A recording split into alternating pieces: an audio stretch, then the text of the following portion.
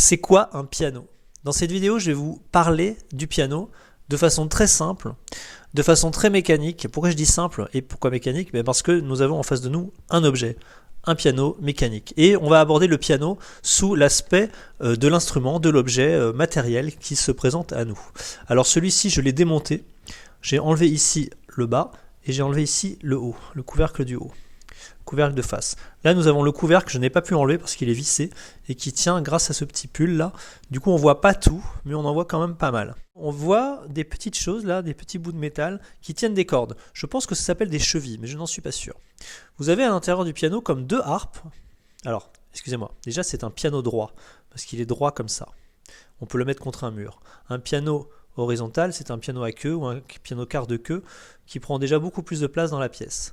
Donc un piano à l'horizontale, on l'a pris et on l'a mis à la verticale, et c'est pour ça qu'on a dû répartir comme deux harpes à l'intérieur du... Excusez-moi pour le flou, quand je fais ça, ça fait flou. Hop, ça enlève le flou. Comme deux harpes à l'intérieur du piano. Alors vous avez ici des cordes très grosses, ici, et de moins en moins grosses. Ce sont les cordes qui vont se retrouver ici, et qui vont être tapées sur des marteaux à ce niveau. Tous les marteaux sont à ce niveau. Et donc ces touches ici les plus graves, pour les enfants nous les appelons les éléphants, ici les petits oiseaux, les petites souris. Et donc lorsque nous appuyons sur ces touches, nous tapons sur ces notes très graves ici. Et nous nous apercevons que ces notes, ces cordes, sur ces cordes très graves ici, sont solitaires. Il n'y a qu'une corde par touche. Nous verrons tout à l'heure que pour les notes plus aiguës, qui vont apparaître... Du coup, sur cette harpe qui va jusqu'ici, où les cordes sont très petites, eh bien, les touches aiguës tapent sur 3 cordes à la fois, pour donner un son particulier. Voilà.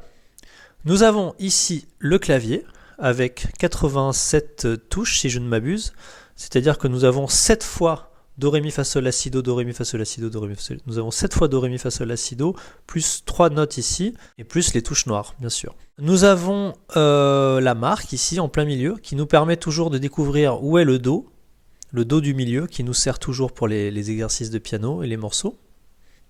Et nous avons en bas 3 pédales. Donc ici, on a la pédale qu'on retrouve sur tous les pianos numériques, qui s'appelle la pédale de sustain. En français, je ne sais pas comment ça s'appelle. Qui permet d'enlever les étouffoirs sur les cordes. Je vais vous montrer ça tout de suite. On dit que ça fait le son plus fort, mais non, ça fait juste le son plus long. Du coup, plusieurs notes peuvent être jouées en même temps et dans la durée, du coup, ça fait plus fort. Ça résonne, quoi.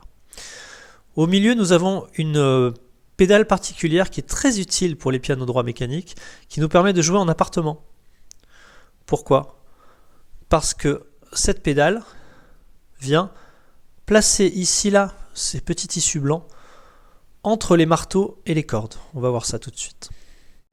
Alors ici, j'ai choisi un angle de vue au milieu du piano. Ici, vous avez la marque, vous avez le Do du milieu. Et vous voyez, quand j'appuie sur ce Do, ça actionne ce marteau qui vient taper sur 3 cordes.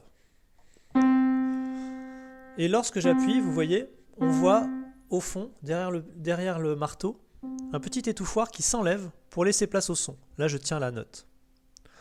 Lorsque je lâche, le marteau revient, mais il ne faisait plus rien déjà. C'est l'étouffoir qui revient sur la corde. Le marteau revient en arrière, l'étouffoir revient sur la corde. Mais le marteau ne jouait déjà plus. Vous voyez là, le marteau ne sert déjà plus à rien. C'est juste qu'il est, comme j'ai la note enfoncée, il reste enfoncé. Et si je faisais juste... Voilà, l'étouffoir reviendrait tout de suite. La guitare, quand je la joue, je viens de jouer le Mi grave, il n'y a pas d'étouffoir. Il faut que je vienne étouffer avec mon doigt. Et plus la note est grosse, plus la note est grave. Plus la corde est grosse, plus la note est grave. Ici, nous avons des grosses cordes. Pareil, nos petits étouffoirs. Voilà. Et nous avons 2 harpes. Pourquoi? Parce que comme ça, elles sont réparties. Comme ça, c'est bien réparti pour que nous puissions avoir de la place et pouvoir ranger ça dans un piano droit, tout simplement. C'est très astucieux. Maintenant, nous allons voir notre pédale du milieu. Lorsque j'appuie dessus avec mon pied, je fais baisser un petit rideau d'étouffoir.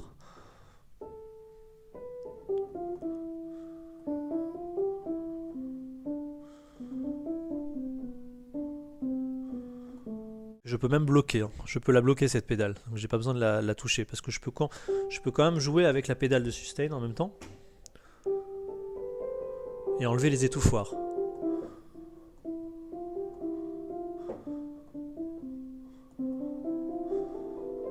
Voilà, tout en gardant le côté étouffé. Vous voyez, ce piano est un Pleyel, vraiment un assez joli son, et on a la marque à l'intérieur du piano ici, Pleyel 1807. Ce piano ne date pas de 1807, ça se voit hein, de sa fabrication.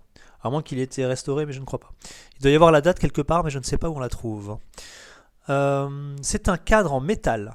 Voilà, très important. Si vous avez un cadre en bois, c'est un très vieux piano et il est très difficile de le réparer. Lorsque c'est un cadre en métal, on peut réparer, parce que le métal ne bouge pas. Un cadre, si vous achetez un piano et qu'on vous dit c'est un cadre bois, alors soit ça vaut le coup parce que c'est une antiquité et qu'il y a quelque chose à faire au niveau de la brocante, de l'antiquité, mais au niveau du jeu, ce sera beaucoup plus difficile à accorder. Alors maintenant, on va aborder quelque chose de très intéressant. On va parler beaucoup de chiffres. Et vous allez voir que toute la musique peut se développer à partir de ce que tout le monde connaît, c'est-à-dire Do, Ré, Mi, Fa, Sol, La, Si, Do. Et le chiffre 7, du coup. 1, 2, 3, 4, 5, 6, 7. D'accord ? Vous verrez que dans les prochaines vidéos, dans les vidéos où je parlerai de solfège, où je parlerai de musique, on ne se base que là-dessus. Et à partir de là, on développe. Vous allez voir, c'est très facile. Donc là, pourquoi je vous parle de ça, c'est parce que dans cette vidéo, sur le piano, le clavier que vous avez vu sur le piano droit, il comporte 87 touches. Ces 87 touches, comment je les ai comptées très rapidement ? Eh bien, j'ai vu qu'il y avait 7 octaves plus 3 notes. Une octave, c'est un écart de 8 notes. Do, Ré, Mi, Fa, Sol, La, Si, Do, ça fait 8. Il y a 7 notes dans la gamme. Et si je rajoute Do, ça fait 8. Jusque-là, on est OK. Et donc une octave, c'est ça. De Do à Do, on appelle ça une octave. De Do à Do, on appelle ça une octave. Mais de Ré à Ré aussi. De Mi à Mi aussi.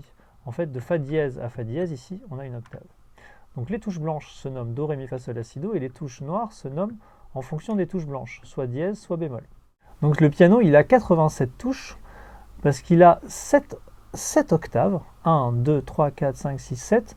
Plus 3 notes en bas. Pas celui-là. Hein. Celui-là, il en a 26. C'est marqué. Mélodica, honneur, piano 26. Donc il a 12 plus 1, 2. 12 et 12, ça fait 24, 25, 26. Il a 26 touches. Le piano qu'on a vu, notre piano du piano droit, il a 87 touches. C'est facile à retenir parce que 8 du 87, c'est octave, et 7, c'est 7 notes. Donc en général, un piano classique comporte 87 touches. Dans une octave, nous avons 7 notes blanches et 12 notes en total. C'est-à-dire que nous avons 7 plus 5. 1, 2, 3, 4, 5. 7 touches blanches et 5 touches noires, ce qui nous fait 12. Donc une octave comporte 12 notes. Ces 12 notes, elles montent comme ça de façon égale.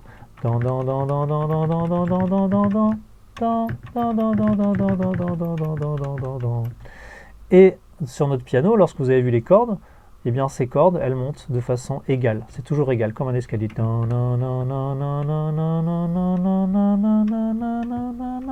Voilà. Et ensuite, on a divisé cela en parties inégales pour donner un son harmonieux, une certaine harmonie. Voilà, j'espère que cette vidéo vous a plu. Je vous invite à vous abonner et à laisser des commentaires en dessous pour avoir plus de détails sur le piano. Tout ce que j'aurais pu oublier, j'aimerais bien vous en parler encore et encore. Voilà, je faisais un parcours succinct de ce que c'est que le piano. J'espère que ça vous donne envie d'en jouer parce que c'est vraiment... Je n'ai pas abordé le côté artistique vraiment et la beauté du son.